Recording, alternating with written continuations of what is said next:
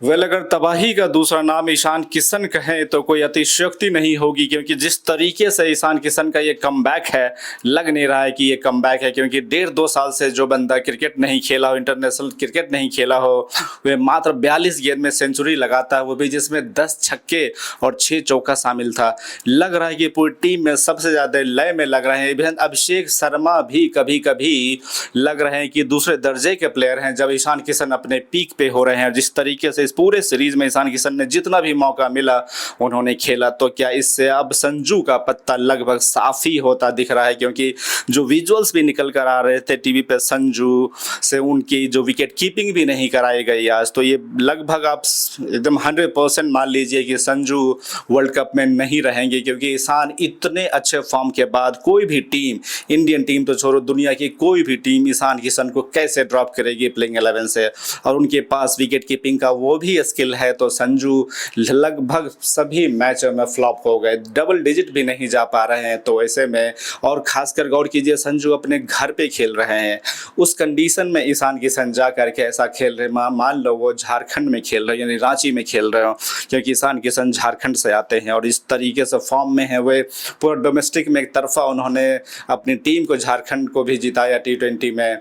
तो लग रहा है कि वो पीछे 1-2 साल का बदला ले रहे हैं। ये यूँ कहे कि वे जो आत्मचिंतन में गए थे, जो सेल्फ रियलाइजेशन में गए थे, तो ब्लेसिंग इन डिस्गाइज हो गया शायद। उनको जो पनिशमेंट दी गई राहुल द्रविड़ के द्वारा या BCCI के द्वारा, वे शायद भारत के लिए ही हित में हो गया। क्योंकि अब वो जो रुकने का नाम नहीं ले रहे हैं, और सभी ने आज अच्छी गेंदबाजी की, सभी ने अच्छी बल्लेबाजी की भारत का जहाँ तक सवाल है। लेकिन केवल एक प्लेयर ही नहीं चल रहे हैं, वह हैं संजू। तो उनका क्या होगा कालिया, क्योंकि अभिषेक शर्मा तो फॉर्म में है, फिर से आज उन्होंने अच्छी शुरुआत दी, 30 रन बनाए, और हमारे कप्तान साहब फिर से फॉर्म में आ गए हैं। यही सूर्या भाव ज़रूरत थी सभी को, इसी के लिए उन्हें कप्तान भी बनाया गया था। हार्दिक तो हार्दिक ही हैं, जितना भी मौका मिलता है वे उसी लय में, जहाँ से आखिरी मैच छोड़ते हैं वहीं से शुरू करते हैं।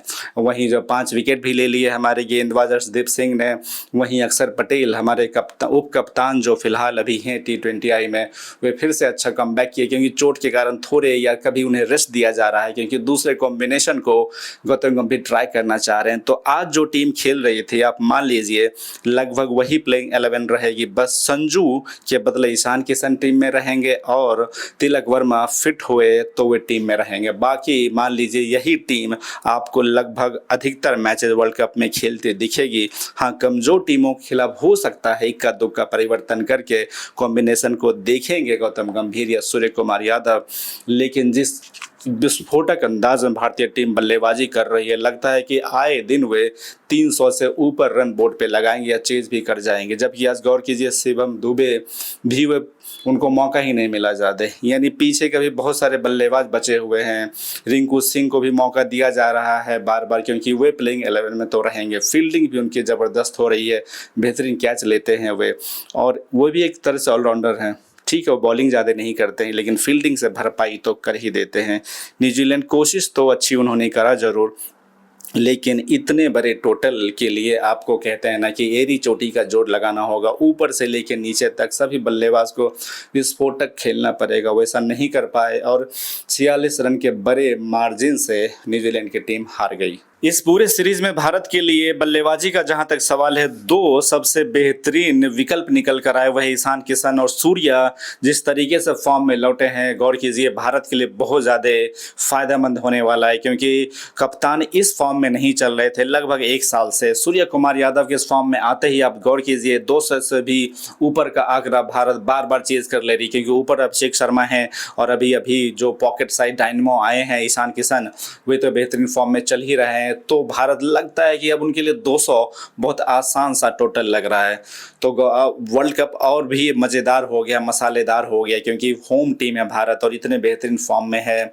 तो इनको कहते हैं ना कि अब रोक पाना लगभग नामुमकिन है। चाहे ऑस्ट्रेलिया आ जाए, साउथ अफ्रीका आ जाए, चाहे कोई भी आ जाए, बस भारत को जो ओवर कॉन्फिडेंट नहीं होना है, कॉम्प्लेसेंट नहीं होना है, इसी तरह बेसिक्स को फॉलो करते जाना है और जो विनिंग मोमेंटम को वे बरकरार रखे हैं उसी को रख कर आगे जाना है। बस संजू को थोड़ा देखना होगा, कोई नहीं, उनको ज़रूरी नहीं अपने कॉन्फिडेंस को कम करने की, क्योंकि हो सकता है आपका यह सीरीज़ खराब गया। अगर आपको इक्का दुक्का मौका अगर मिले, जो कि गौतम गंभीर देंगे संजू को, कमज़ोर टीमों के खिलाफ हो सकता है, तो वहाँ संजू को कम से कम 50-60 या सेंचुरी लगाकर स्टेटमेंट देना होगा। ठीक उसी तरह जिस तरीके से ईशान किशन ने स्टेटमेंट दिया, वे पारी नहीं खेल रहे, स्टेटमेंट दे रहे हैं।